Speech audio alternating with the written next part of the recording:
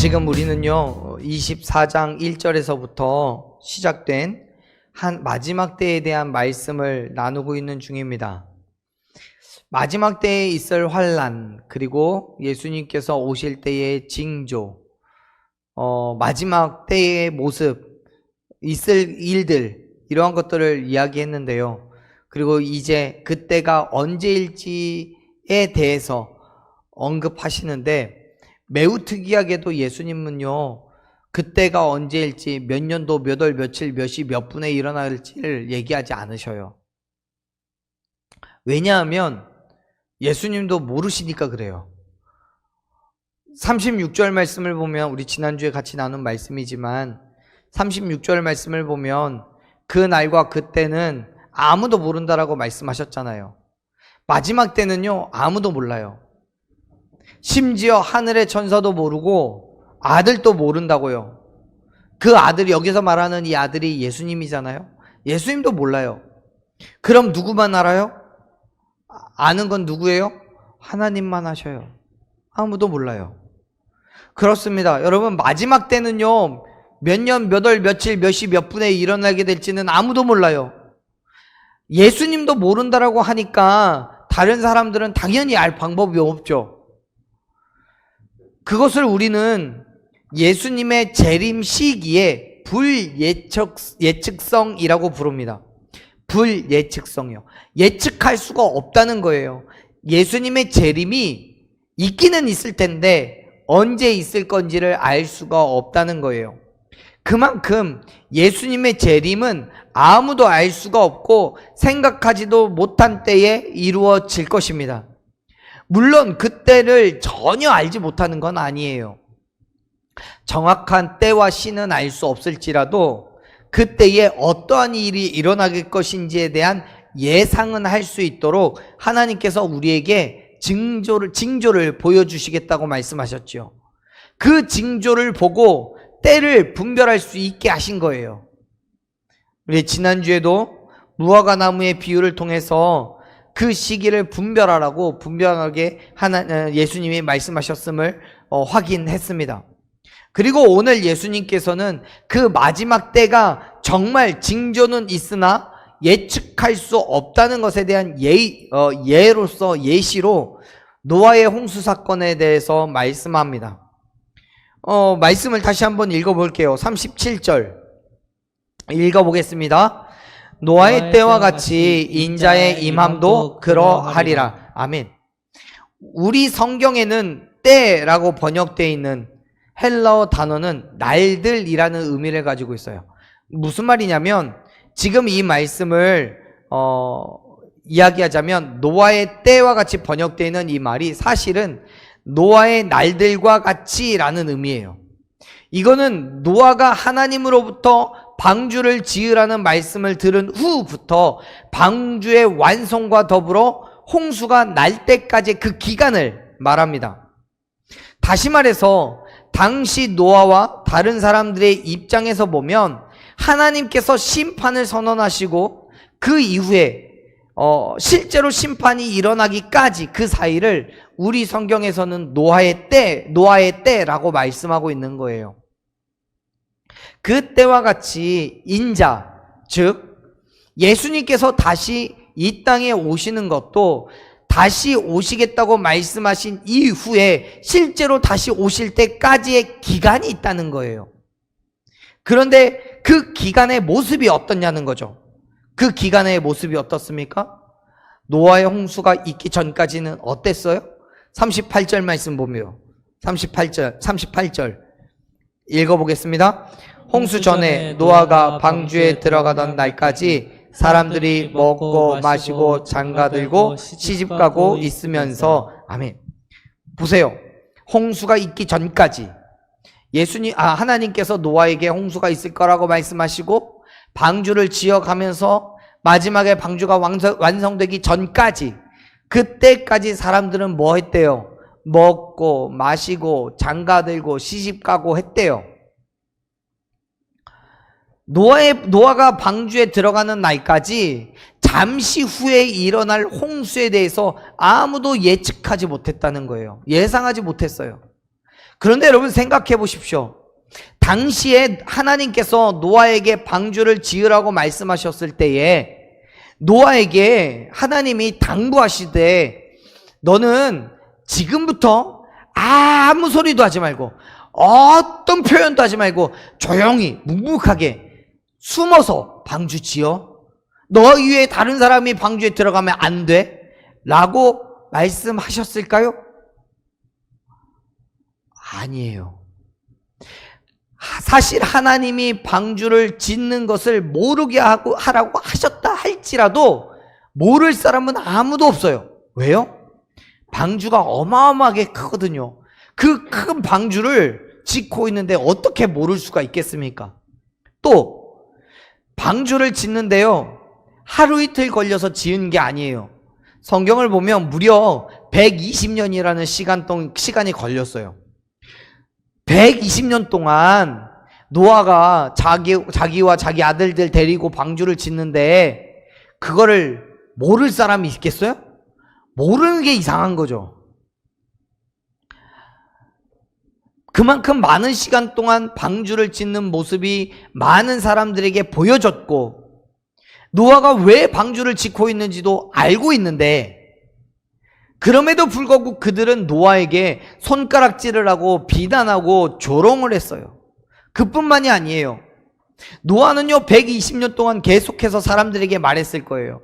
곧 있으면 하나님께서 비를 내리셔서 홍수가 일어날 거야. 그때를 준비하니라고 나는 지금 방주를 만들고 있어. 그러니까 때가 되면 방주로 와. 또 내가 방주를 짓는데 같이 힘을 좀 보태주었으면 좋겠어. 어쩌면 노아는 시간이 되는 대로 상황이 허락하는 대로 자기에게 말 거는 사람이 있으면 왜 방주를 짓느냐고 물어보는 사람이 있으면 그 상황 그대로를 이야기해주고 도와달라고 혹은 같이 구원을 얻자고 이야기를 했을 거예요. 그런데 사람들은 반응이 어땠어요? 그러한 노아를 비웃어요. 조롱해요. 멸시해요. 미쳤다고, 머리에 꽃 꽂았다고 얘기해요.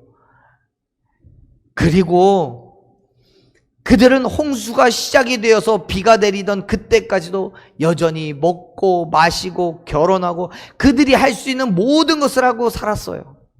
그만큼 하나님의 음성에 귀를 기울이지 않아요. 위기의식이 없어요. 물론 여러분 먹고 마시고 장가들고 시집가고 하는 걸 죄라고 말할 수 없어요. 그게 잘못되진 않았어요. 그건요 어쩌면 인간이 살아가는 데 있어서 반드시 필요한 기본적인 일들일 거예요. 그렇기 때문에 그 자체로 잘못이라고 말할 수는 없어요. 그러면 뭐가 문제겠습니까? 자신들이 하고 있는 일 이외에 전혀 관심이 없다는 얘기예요. 다시 말해서 지금 노아가 하나님의 말씀을 선포해도 그가 하는 그 모든 일들이 하나님의 명령이라고 말해도 곧 있으면 지구가 멸망할 거라고 이야기를 해도 말도 안 되는 방주를 짓고 있는 것을 봐도 하나님의 말씀이 이루어질 것을 증명해도 아무런 관심이 없어요. 오히려 조롱하고 비웃어요. 그들은 심판이 선포가 되는 것에는 추호도 관심이 없어요. 내가 살아가고 있는 이 현실의 삶에 몰두하고 있는 거예요. 그게 잘못이에요. 그게 문제예요. 39절 읽어볼까요? 39절 읽습니다. 홍수가 나서 그들을 다 멸하기까지 깨닫지 못하였으니 인자의 임함도 이와 같으리라. 아멘. 사랑하는 여러분, 지금도 여전히 하나님의 말씀은 마지막 때를 선포하고 있습니다. 우리가 복음을 전하고 있는 게 그거잖아요. 예수 믿고 구원 받으라고요. 왜요? 이 땅은 마지막 때를 향해서 달려가고 있으니까요. 또 우리에게는 분명히 죽음이라는 마지막 때가 주어져 있으니까요. 문제는 그 때가 언제인지를 모른다는 거예요. 세상의 종말이 문제가 아닙니다. 내 삶 자체도 마찬가지예요. 여러분, 우리가 태어나는 그 순간부터 우리는 무엇을 향해 달려가요? 죽음을 향해 달려가고 있어요. 태어나는 그 순간부터 언제 있을지를 모르는 그 죽음을 향해 가고 있는 거예요. 태어나자마자 몇 분 안 되어서 죽는 아이도 있는가 하면 태어나서 100년, 150년을 살다가 돌아가시는 분도 계세요. 언젠지는 아무도 몰라요. 그럼에도 불구하고 그 날을 향해서 우리는 가고 있는 중이에요. 그런데 어때요? 복음을 증거할 때마다 사람들이 잘 믿어요? 말씀을 선포할 때마다 와, 내가 정말 이렇게 살다가는 큰일 나겠구나. 예수님 곧 오시는구나. 아니면 나는 죽음이 정말 준비가 되어 있는가? 라고 생각하면서 그 말에 집중해요? 아니에요. 많은 사람들이요, 복음을 전할 때면 지금 때가 어느 때인데 그런 소설 같은 이야기 하느냐고 말해요. 21세기에 뜬구름 잡는 소리 하지 말라고 말해요. 그런데 재밌는 건요, 그런 사람들 중에 몇몇은요, 사주 보러 다니고요, 타로도 봐요. 왜요? 재미에 가깝지 정말 신뢰하고 믿는 건 아니에요. 그만큼 교회는 관심이 없어요. 그만큼 지금 이 시대는 자기 즐거움, 자기 만족, 자기 쾌락에 초점이 맞춰진 세대인 거예요. 그러한 현실 속에서 복음을 전하며 마지막 때를 이야기한다는 게 여러분 얼마나 어렵겠습니까? 그리고 그러한 시대 속에서 복음이 아니라 삶의 유익만 바라보고 살아가는 사람들이 얼마나 여러분 안타깝습니까? 사랑하는 여러분, 예수님께서는 분명히 세상의 종말에 대해서 말씀하셨습니다. 그리고 이 땅에 반드시 다시 오시겠다라고 약속하셨습니다. 그 언약은 반드시 지켜질 거예요. 물론 언젠지 몰라요. 저도 몰라요. 그래서 지금 뭐 하고 있는 거예요? 준비하고 있는 거예요. 언제 있을지 모르는 그때를 준비하는 거예요. 나는 알지 못하는 그때가요, 징조들이 곳곳에서 나타나요. 하지만 사람들이 그 일에 전혀 관심을 두지 않고 노아 시대의 사람들처럼 오직 내 세속적인 욕구를 채우는 데에 몰두해요. 너무 마음이 아프지만요, 여러분, 그러한 사람들에게는 소망이라는 게 없어요. 하나님의 심판의 때 단 한 사람도 예외 없이 다 멸망할 것이고 영원한 지옥에 떨어지게 된다는 사실을 여러분 기억하시길 바랍니다. 노아 당시에도 그랬어요. 노아를 멸시하고 조롱했던 사람들, 그래서 방주에 들어가지 않았던 사람들은요, 단 한 사람도 남김없이 모두 홍수 가운데 죽었다는 사실 여러분 믿으시길 바랍니다. 그렇습니다. 그들은 홍수가 나서 다 멸망하기까지 깨닫지 못했어요. 아무런 생각도 없다가 어느 날 갑자기 비가 내리는데 설마 그 비도 금방 그치겠지 생각했습니다. 하지만 그 비는 하나님의 심판이었습니다. 그래서 그 심판으로 많은 사람들이 죽임을 당할 수밖에 없었습니다. 사랑하는 여러분, 노아 시대의 사람들은 먹고 마시며 일상적인 일에 몰두하다가 온 세상이 뒤집어지는 모든 사람들의 목숨을 빼앗아가는 그 홍수 가운데에서 다 죽어요. 그런데 그 일이 일어나기 직전까지도 그들이 그 파멸에, 그 멸망에 처해지게 될 거라는 사실을 깨닫지 못했어요. 말해도 듣지 않았어요. 지금도 여전히 많은 사람들이 하나님의 경고를 무시합니다. 성경은 우리에게 세상의 마지막 때에 대해서 분명하게 선포합니다. 예수님께서 반드시 이 땅에 다시 오신다고, 그때에는 심판이 있을 거라고 경고합니다. 그렇기 때문에 예수 그리스도의 죽으심과 부활하심을 믿고 회개하라고, 천국이 가까웠다라고 하고 있는 거예요. 사랑하는 여러분, 2000년 동안 없었던 종말은 계속해서 없는 게 아닙니다. 언젠간 반드시 그 종말이 있습니다. 하나님의 말씀은 일전 미륵도 틀림없이 다 이루어진다라고 성경은 약속합니다. 홍수가 나서 그들이 멸하기까지 깨닫지 못했던 것처럼 우리가 미처 깨닫기도 전에 예수님께서 이 땅에 다시 오심을 여러분 기억하십시오. 그렇기 때문에 준비하고 있어야 되는 거예요. 준비만 제대로 되어 있다면 어떤 일이 일어난다 할지라도요, 여러분 문제 없어요. 그렇다고 여러분 오해하지 마세요. 그 준비라는 것이 예수님께서 다시 오실 것을 준비해야 되니까 학교 그만두고 회사 그만두고 교회에 와서 혹은 어디 기도원 가서 계속 성경 보고 기도하고 예배하고 그러고 있으라는 얘기 아니에요. 가진 재산 다 팔아서 교회에 헌금하라고 이야기하는 거 아니에요. 여러분 그렇게 오해하시면 안 돼요. 진짜 준비는요 그렇게 하는 게 아니란 말이에요. 내가 살아가는 그 삶 속에서 준비하는 거예요. 보세요. 지금 예수님이 말씀하시는 것도 동일합니다. 40절 말씀 보십시오. 40절 말씀 같이 읽어봅니다. 그때에 두 사람이 밭에 있음에 한 사람은 데려가고 한 사람은 버려둠을 당할 것이요. 아멘. 두 사람이 밭에 있었어요.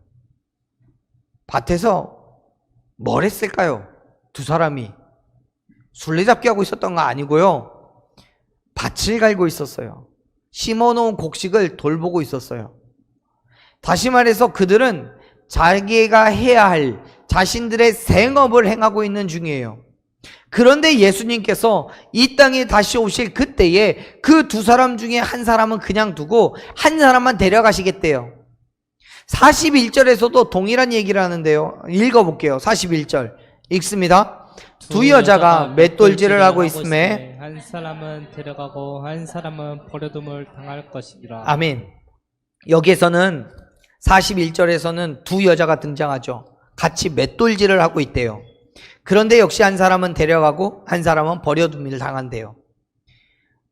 잘 모르겠어요. 이 당시에 우리가 알고 있는 이 맷돌이 있었는지 없었는지 모르겠습니다.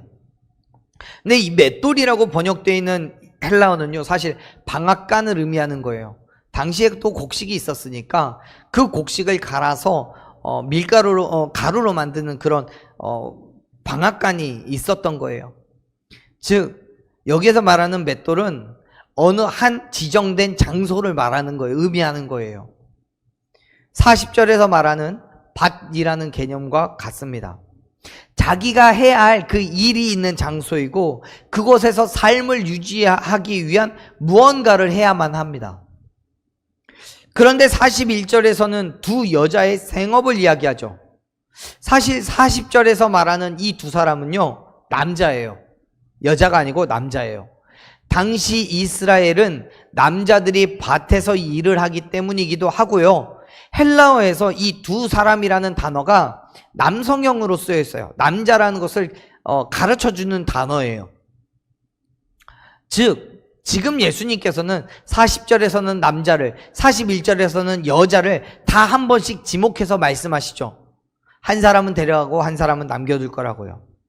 뭔 얘기냐면 예수님께서 다시 이 땅에 오실 때에는 남자와 여자, 어린아이와 노인을 구별하지 않고 하나님께서 선택한 그 사람을 데려가시겠다는 거예요.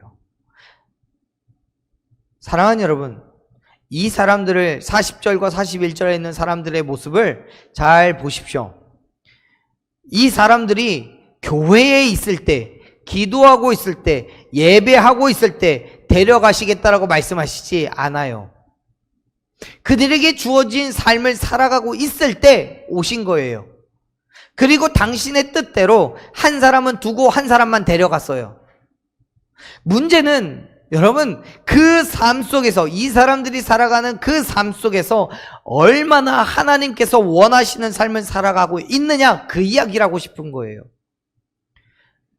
처음에 말씀드렸던 것처럼 예수님을 맞이할 준비를 해야 된다라고 교회에서 기도원에서 끊임없이 예배하고 찬양하고 기도하고 말씀 보고 그렇게 준비를 할 수도 있겠지만 정작 중요한 건 그게 아니라 내 삶에서 내 안에서 얼마나 하나님을 섬기고 하나님의 뜻대로 하나님의 말씀대로 진정한 그리스도인된 삶을 살아가고 있느냐 그 이야기를 하고 있다는 거예요.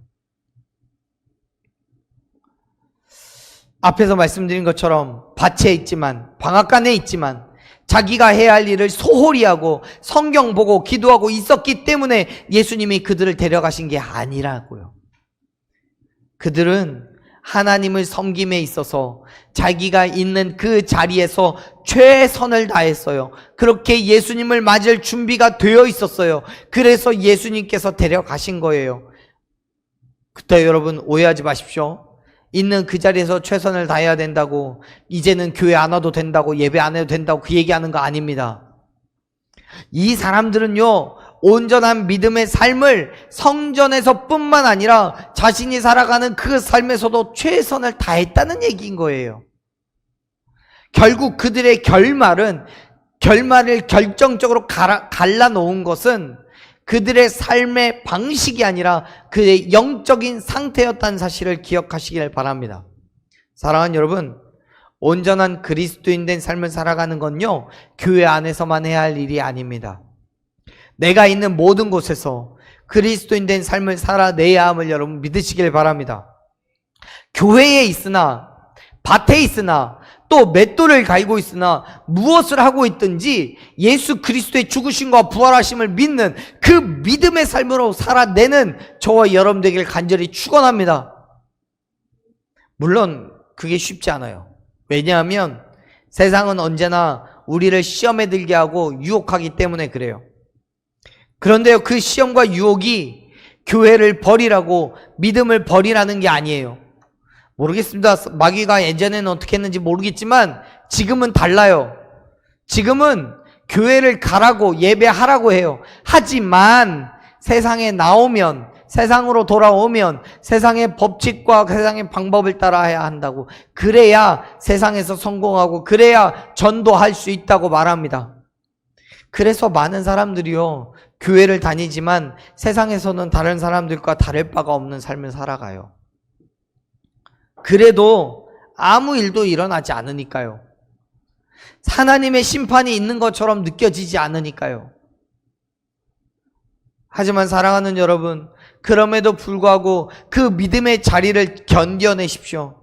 믿음을 포기하지 마십시오. 예수님께서 언제 이 땅에 오실지는 아무도 모르기 때문입니다. 내가 준비가 되어 있어야 데려감을 당하게 될 것을 여러분 믿으시길 바랍니다. 나도 모르는 사이에 예수님께서 이 땅에 다시 오시면 반드시 당신의 기준에 따라서 누구는 버려두고 누구는 데려가실 거예요. 그렇죠. 40절 41절 보면요, 예수님께서 데려갈 그 사람에게만, 야, 나 지금 고가니까 이제는 밭 갈지 말고 맷돌 갈지 말고 나를 맞이할 준비하고 있어 라고 말씀하시지 않았어요. 어느 날 갑자기 그 자리에 오셔서 데려갈 자들과 버려둠을 당할 자들을 구별하심을 여러분 믿으시길 바랍니다. 데려간다는 말과 버려두다라고 번역되어 있는 이 헬라어 단어는요, 모두 수동태로 써 있어요. 매번 말씀드리지만 여러분, 수동태가 뭘 뜻하는 거예요? 뭘 의미해요? 내 의지와는 상관없이 다른 사람에 의해 나에게 일어나는 일이 수동태예요.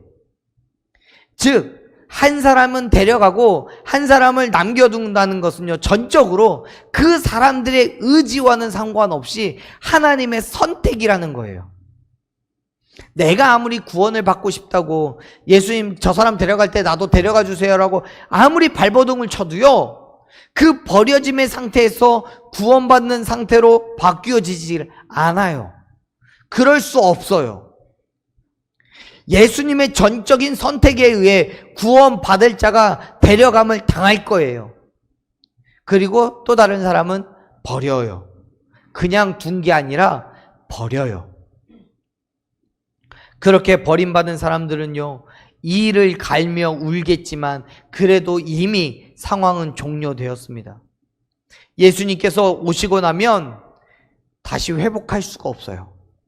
심판만 남아있을 뿐이에요. 그래서 우린 뭐 해야 돼요?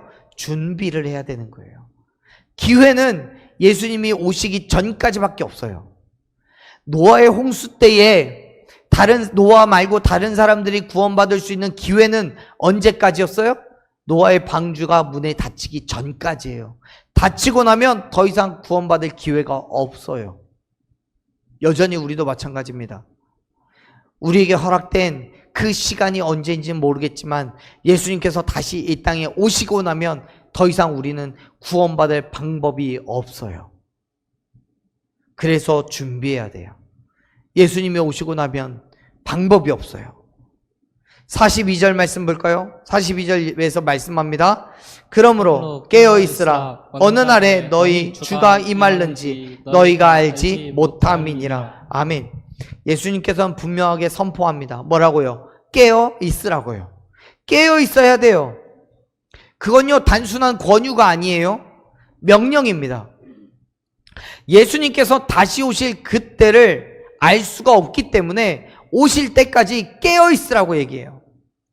깨어있으라고 번역되어 있는 헬라어는 지켜보다, 주목하여보다, 경계하다 이런 의미예요.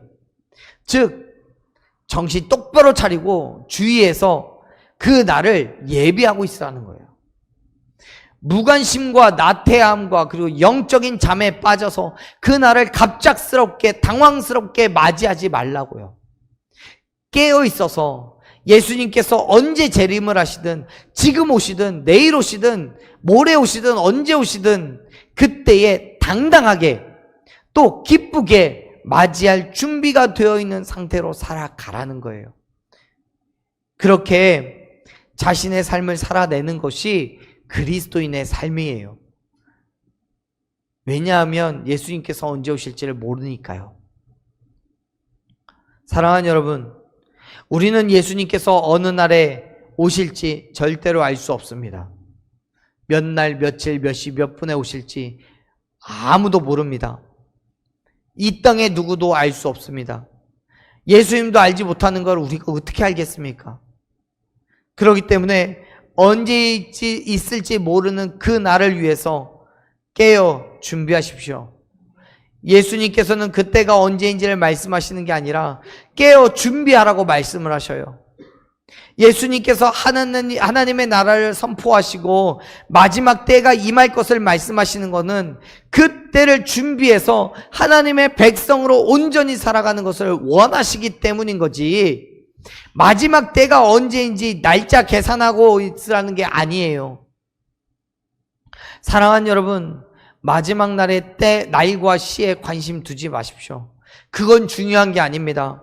어떻게 살아갈 것인지에 대해서 관심을 두십시오.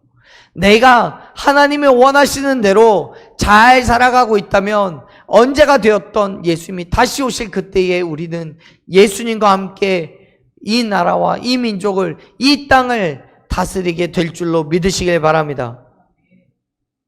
예수님께서 언제 어떻게 오시든지 기쁨으로 맞이하여 나아갈 수 있도록 깨어 준비하는 저와 여러분이 되기를 간절히 축원합니다.